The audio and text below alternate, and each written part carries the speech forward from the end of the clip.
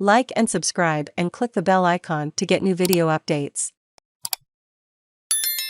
A different shade of green, Legalise Cannabis Party pushing Pauline Hanson for Senate spot as Greens leader Adam Bant hails a green slide in Queensland. There could be another green shift in the upper house as Legalise Cannabis Australia sees an uptick in all Australian jurisdictions. In Queensland, the jump is so high that the party is closely following Pauline Hanson's One Nation Party, FON, which has Senator Hanson first on its ticket. With 34% of votes counted in the state, the Australian Electoral Commission, AEC, was on Monday afternoon reporting 87,613 votes for FON, and 75,599 votes for Legalise Cannabis Australia. Party President and New South Wales Senate hopeful Michael Baulderstone told the feed the results, though early, have left him thrilled. "I am really happy we got the issue out there. I think it helped we changed our name to Legalise Cannabis. It is very clear what we re about," Mr. Baulderstone said about the party, which rebranded from Hemp or Help End Marijuana Prohibition following the 2019 federal election. "People see that little leaf on the end too." He believes the anonymity of a voting booth has helped.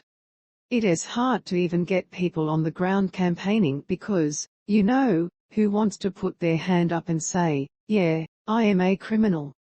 I smoke weed.' No one can see you writing one for Legalise Cannabis, and I think a lot of people took advantage of that. We're a single-issue party allowing Australians to grow cannabis and reducing the cost of medicinal marijuana are some of the party's concerns. Most of us who run use medical cannabis and that is why it is our passion," Mr. Baulderstone said. "The Greens have a good cannabis policy, but they didn't focus on it at all. The election was all about climate change." Fair enough.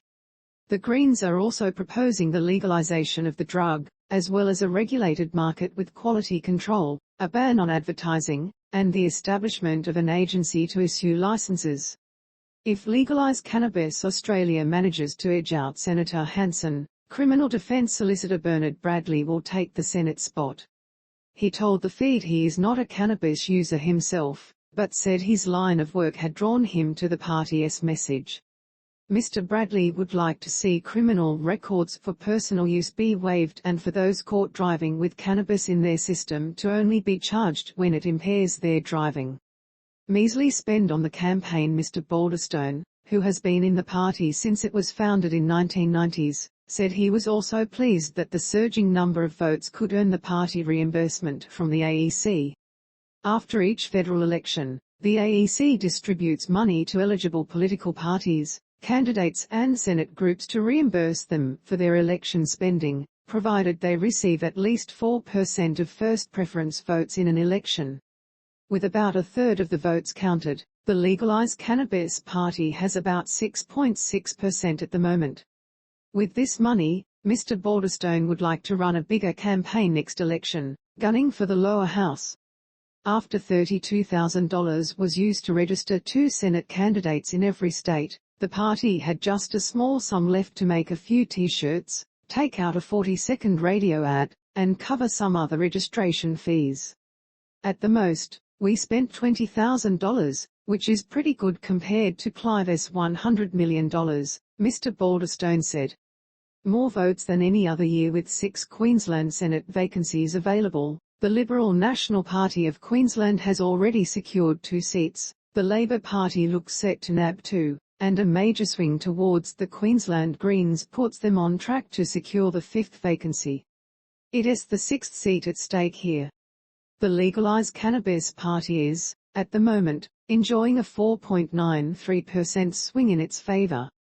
Meanwhile, Pauline Hanson's One Nation Party is suffering a 2.52 swing away.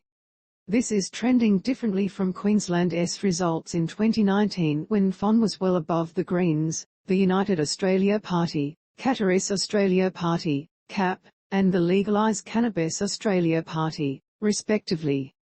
The uptick in other states and territories are as follows: Northern Territory, 3.14%, Western Australia, 2.13%, Tasmania, 2.10%, Victoria, 1.84%, the ACT, 1.78%, New South Wales, 0.82%, and SA, 0.37%. On social media, some speculated the party was garnering a protest vote because of disagreement with the policies of other parties. Others described it as a "why not vote?"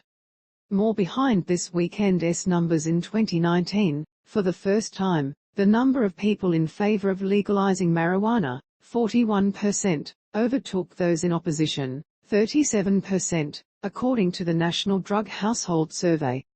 Jared Bartle, a sessional lecturer in criminal law at Melbourne SRMIT University and a consultant to government, business and community